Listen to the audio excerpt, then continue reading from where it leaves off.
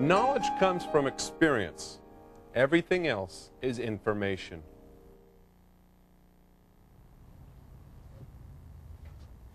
I was recently teaching a seminar with my friend Mark. A student asked Mark, "Do you know the difference between training and education?" The student said, "You'd send your child to a sex education course, but not a sex training course."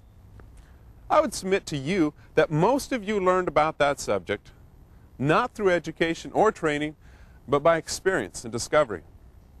Within Western management, we've too narrowly defined learning. We've placed a great deal of emphasis on training and development, but almost no emphasis on experience and discovery. In training and education, we have an example of fragmentation.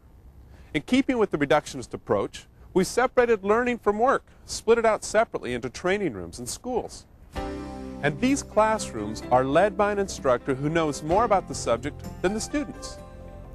Information or knowledge is not created through this process.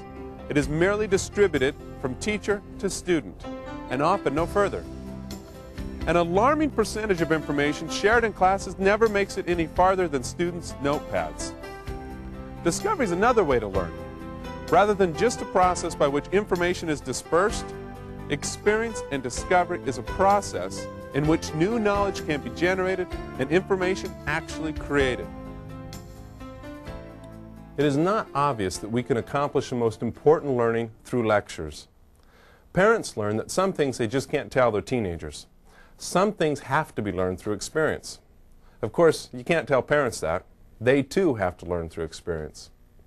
Any leader wanting to transform his or her organization cannot hope to do it through lectures. A leader has to create new experiences. Piaget, who studied child psychology and development, distinguished between assimilation and accommodation. Assimilation is a matter of putting new data into old categories. For example, if a small child believes that all animals are dogs, seeing a new dog just confirms his existing categories.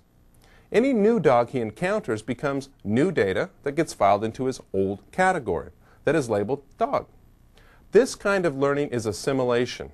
Now, if that child then sees a horse, his immediate response is to say, "Big dog." He first tries to change the data to fit his existing category, dogs. A better strategy, however, is to change his mental categories. This new data requires a new category, horses. Even more, it requires that he modify an old category, animals. He learns that dogs are not the only kind of animal. So learning involves adding a horse category and changing the animal category.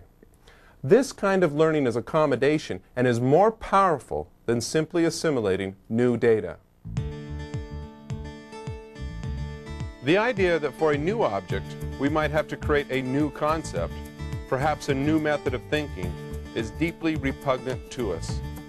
The history of philosophy is there, however, and shows us the eternal conflict of systems, the impossibility of satisfactorily getting the real into the ready-made garments of our ready-made concepts.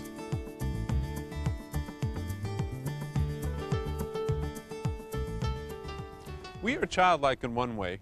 We, too, would rather modify new data than old categories.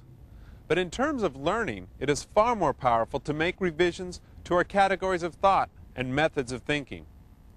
Intel CEO Andrew Groves says that business is an experiment. Deming popularized the plan, do, study, act cycle, one powerful way to create business experiments. First, plan an event. Don't debate a great deal, but do clearly state your assumptions. Then just do it. End the discussion and learn how well your theory accords with reality. Study your results and then act on them. Was your theory confirmed? What was unexpected? How could you repeat the plan in order to create more knowledge? How could you use this new knowledge to improve?